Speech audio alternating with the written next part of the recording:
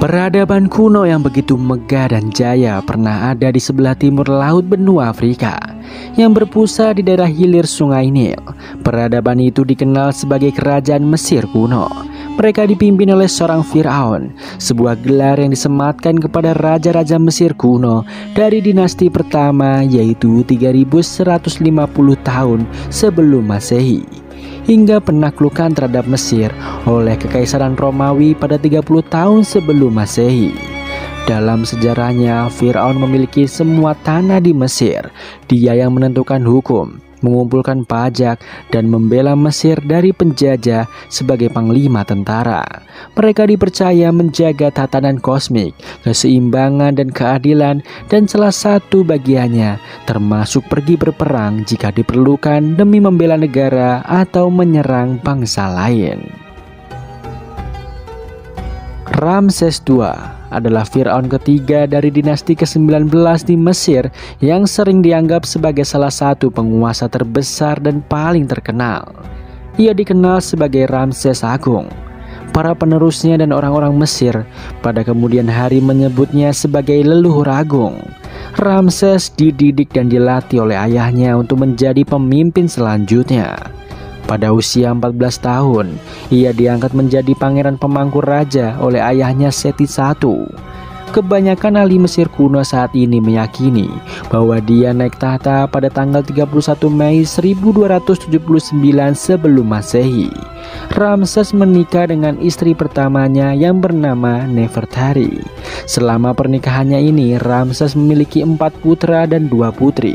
Ketika Ramses menjadi Firaun, dirinya memiliki 6 istri lagi dari kerajaan lainnya untuk membangun hubungan sekutu.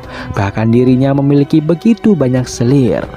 Diperkirakan anak dari Ramses II ini berjumlah 162 anak. Pada awal pemerintahannya, dia memfokuskan pada pembangunan kota, kuil, dan monumen. Dia mendirikan kota Pi-Ramses di Delta Nil sebagai ibu kota barunya dan menggunakan sebagai basis utama untuk kampanyenya di Suriah. Dia memimpin beberapa ekspedisi militer ke Levan, menegaskan kembali kendali Mesir atas Kanaan. Dia juga memimpin ekspedisi ke selatan, ke Nubia, yang diperingati dalam prasasti Beit el-Wali dan Gefusen. Saat kematiannya pada usia sekitar 90 tahun, Ramses II mengalami masalah gigi yang parah serta radang sendi dan pengerasan pembuluh darah. Dia dimakamkan di Lembah Raja. Tubuhnya kemudian dipindahkan ke tempat persembunyian kerajaan. Mayatnya ditemukan pada tahun 1881 dan sekarang dipajang di Museum Mesir. Dari bukti sejarah, setelah wafatnya Ramses II, kedudukan Firaun digantikan oleh putranya yang bernama Merneptah. Dirinya memimpin Mesir dari 1232 hingga 1224 sebelum Masehi.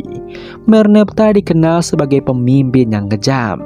Dia juga dikenal sebagai Firaun yang mendendam.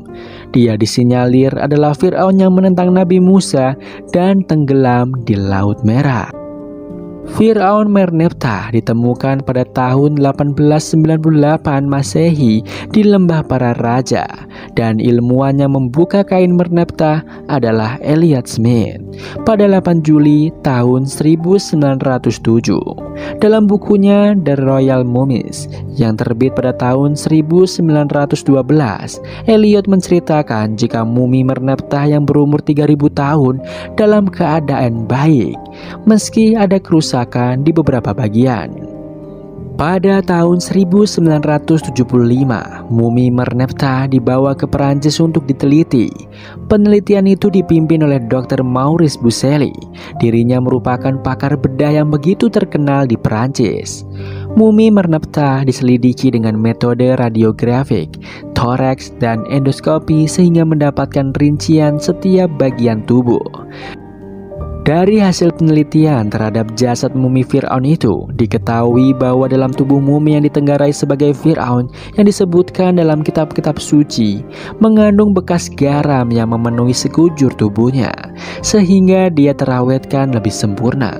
Artinya, mumi tersebut mati dalam keadaan tenggelam di laut.